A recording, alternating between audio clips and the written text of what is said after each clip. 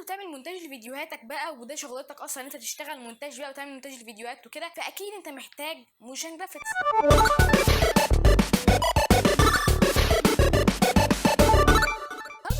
فيديو النهارده هنتكلم عن ازاي تجيب فيديوهات موشن جرافيكس تستخدمها في الفيديوهات بتاعتك بقى وتشتغل بيها وتدي الفيديو بتاعك شكل كويس كده، لان زي ما انت عارف الموشن جرافيكس بيبقى شكله حلو جدا في الفيديوهات. طيب اكيد في ناس ما تعرفش يعني ايه موشن جرافيكس. الموشن جرافيكس بقى زي حاجات كتير جدا جدا، زي مثلا الانترو بتاعك، الاوترو، التكست مثلا اللي تكتبه على الفيديو بتاعك، او الانتقالات اللي موجوده في الفيديو. حاجات كتير جدا موجوده في الفيديو بتاعك بتبقى موشن جرافيكس، والحاجات دي فعلا بيبقى شكلها حلو جدا في الفيديو بتاعك. فالنهارده بقى اقول لك على برنامجين تقدر تجيب منهم تمبلت للموشن جرافيك. نبدا باول برنامج، وهو في الحقيقه هو مش برنامج، هو موقع، وهو انفيديو. اكيد انت سمعت عن المونتاج الاونلاين، وان انت بقى تعمل مونتاج لفيديوهاتك اونلاين، زيها زي فكره الفوتوشوب اونلاين اللي انا كنت شرحتها قبل كده. هي نفس الفكره، ولكن الفرق بقى ان انفيديو مش تقليد لحاجه مثلا او بديل لحاجه معينه، لا انفيديو دي منصه بقى هي اللي عامله كل الحاجات دي بنفسها، مش واخداها مثلا كوبي من برنامج معين ولا حاجه. فانت عادي جدا هتقوم فاتح الموقع من اللينك اللي تحت في الديسكربشن، هتفتحه بالشكل ده عادي جدا. اول ما يفتح لك بالشكل ده كده هتقوم تضغط هنا وتقوم تختار ابعاد 16 ل 9 عشان تعرف تعمل عليها التمبلت براحتك. هتسيبه بقى يحمل عم يفتح لك البروجكت بتاعك بالشكل ده. هتختار بقى لون الخلفيه بتاعت الفيديو، هتكون اللون الاخضر، هتبقى زي الكروما بالظبط كده، وتشيلها برنامج المونتاج عادي جدا. فبالشكل كده هتختار اللون الاخضر، وبعدين هتنزل هنا على التكست، تختار بقى اي شكل تكست يعجبك من البرنامج ده وتحطه هنا بالشكل ده. تقدر تعدي بقى على الكتابه نفسها بقى، تكتب اسمك مثلا ولا حاجه.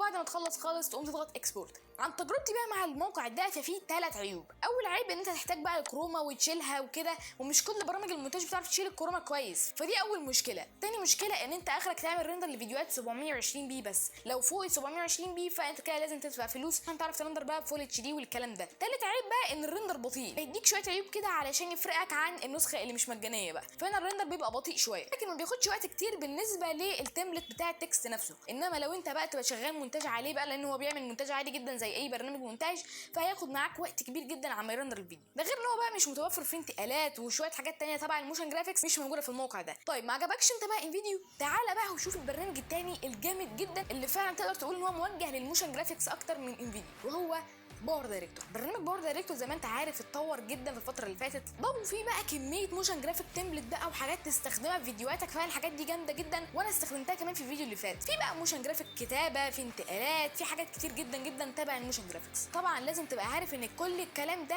على الموبايل، وفي برضه برنامج باور دايركتور للكمبيوتر عادي، ولكن انا مش متاكد هل عليه موشن جرافيك زي اللي على الموبايل ولا لا. عايز تجيب بقى كتابه موشن جرافيك من على البرنامج، فانت بالشكل كده تفتح البرنامج، بينزل عادي من جوجل بلاي عادي جدا. البرنامج ده برضه اخره 720 بي وبيبقى فيه علامه مائيه، لكن في حل انت تنزل تحت في الديسكربشن دلوقتي هتلاقي لينك صفحه الفيسبوك، هتدخل عليه هتلاقي بقى في الطريقه ان انت تعرف ترندر على اعلى جوده وتحل مشكله العلامه المائيه والكلام ده. فانت هتقوم تفتح البرنامج بالشكل كده، بتعمل عليه نيو بروجكت عادي، تختار ابعاد الفيديو بتاعك، وتقوم تختار هنا علامه اللاير اللي هنا دي، تضغط عليها، هتختار بقى اي شكل تكست يعجبك هتنزله على البرنامج وتحطه عادي جدا. عندك حل من الاثنين، يا اما تستخدم الكروما، وده مش حل كويس بصراحه، لان حتى برامج المونتاج الكبيره زي البريمير برو مثلا ما بيعرفش يشيل الكروما كويس في الحاجات الموشن جرافيك بقى والكلام ده، ما بيعرفش يشيلها كويس قوي يعني. فانا انصحك تجيب الفيديو الاصلي بتاعك وتحطه عادي على البرنامج، تحط عليه التكست عادي جدا وترندره عادي عشان تاخد الجوده العاليه جدا بتاعه الموشن جرافيكس بتاعك.